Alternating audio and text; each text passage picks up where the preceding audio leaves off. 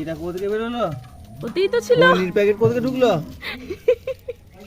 ইয়ে বাবা, অবস্থা। এর ভিতরে খৈনির প্যাকেট কোথা গেল রে?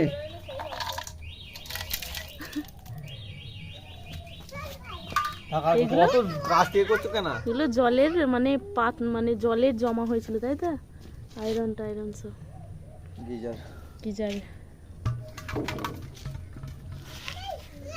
তো জায়গায় ছিল না ভেতরে তাদের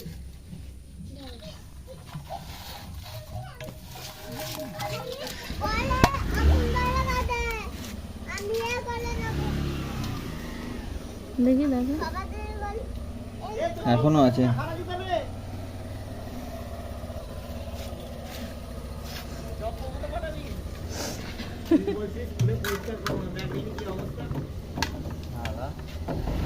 আমি এগুলো নিয়ে পার্থনাকে যাবো আমি।